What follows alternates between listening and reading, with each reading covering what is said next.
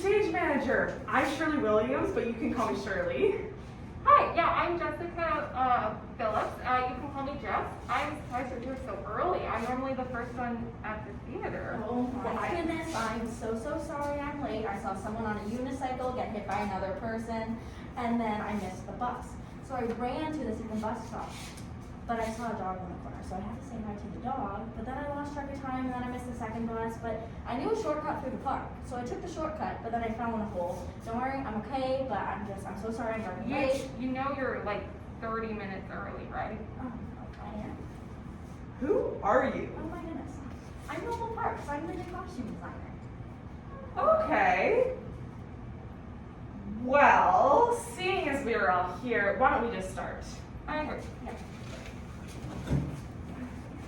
As we're all aware, the performance we are working on called is Antigone. It's a Greek tragedy that begins with the father dying, and then his two sons fighting over the throne. They both die. Their uncle Creon is made king, and then he buries one of the brothers, but not the other. He also orders anyone who buries the first brother to be put to death by being buried in a cave alive. Antigone, who is the daughter of the first king and sister of the fighting brothers, decides to bury her brother. King Creon condemns her to death. Her fiancé, Haemon, who is the king's son, learns of this and tries to change the king's mind. He fails. When Antigone is put into the caves, the guards hear a scream, "Ah!" which is Haemon. They open the cave and see Antigone has hung herself. And Haemon kills himself with his sword. And then the queen, they never find her. She's always thought to be dead because, well, it's a Greek tragedy and everything does. Oh my god, I thought my family drama was intense. Okay, so moving on. What do we think about costumes? What do we think for the chorus? They have the initial monologue and they also have a few short explanations in the middle. Okay, so I was thinking they were going to be wearing a simple black shirt and some black pants. This will help reduce the attention when they do the intro monologue, and it will add some contrast when they introduce other characters as well. Nice. Okay, great. So now our star Antigone. She's young, free-spirited, curious girl who doesn't care for the luxuries of being a princess, like makeup or jewelry or anything like that. Okay, so I was wanting a very simple Greek dress that's called a chiton, and since she's not very girly and everything like that, I think we're just going to with no jewelry, no makeup, all natural. Okay, then we have the nurse, who is like the mother figure to Antigone. And then we have Antigone's sister, who is Ismene, who is a loving sister, but has a lot of self-doubt. Okay. So for the nurse, I was thinking a simple chiton again, but this time with a lot of dirt, wear and tear, and her hair up in a wrap, like what I've got going on. But for Ismene, I want a very extravagant chiton, okay? Beat it out, very glamorous. I want jewelry, makeup, everything. She's gonna be beautiful, and that's time correct. Perfect. That sounds absolutely perfect. So now we just need to focus on our two main guys, King Creon and Haemon. Okay. So first we're gonna start with Creon. And for the king, I wanted an extravagant chiton, and a gold crown and maybe some sandals, right? And then for his hair, I want it to be really long, and I want him to have a beard as well. And for Haemon, I think I want him to have a short chiton and a big red long cape attached.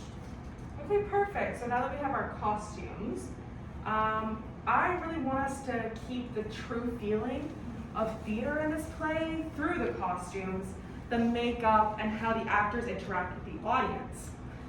Theaters used to have a lot of audience engagement because the theaters were much larger, about 15,000 people or so. The actors were not able to see the audience's facial reactions. Also, the audience cannot see the actors' facial expressions. props or costumes. So when something was needed to be seen, the actors had to make it visible.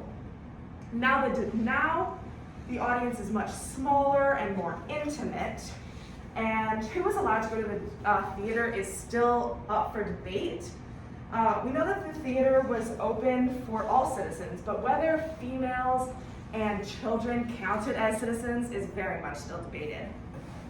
For example, the festival of Isis at Athens was a civic occasion where men met other citizens and celebrated their god, but women were not at this event. So many think that women were not allowed. When our audience is watching our play, I want them to feel a sense of belonging to our community, just as they did in that time period. The theater was very prestigious activity, and it had to be capturing so that the people would come back for more. The people wanted stories of great heroes of the past in new and unpredicting ways. That's why my favorite is one by the great. That's why the play used an apple and not a pear. So you got on that box? Yeah. Okay. Yeah. Okay. So as far as set design, I was thinking we've got a couple of chairs, a couple of tables, a couple of stools. They're going to be mid-stage and off to the left.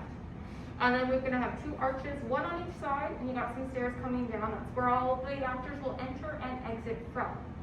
And then for the backdrop, we're thinking just before dawn, when the sun is just about to crest over the horizon, that beautiful purpley blue kind of color with just a few stars on the top. That says perfectly at the beginning of the play. But on that note, did you know that amphitheaters didn't have backdrops? So the amphitheaters were a semicircle on a hillside for the audience, and it had a flat space on the bottom for the performance. So the backdrop was just a city or the natural backdrop. Now during that time of Sophocles and Euripides, there was a building in the back that represented a palace or temple, or maybe even a cave, but that fact is still debated. In my opinion, there is no reason to debate that there would definitely.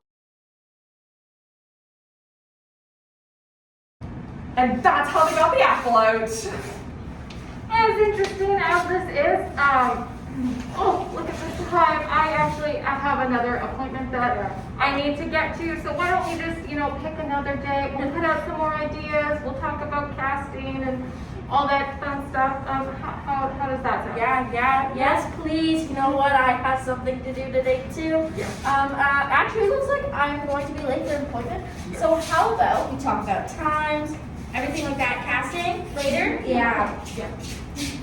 Oh, that was so much fun. I can't wait until next time.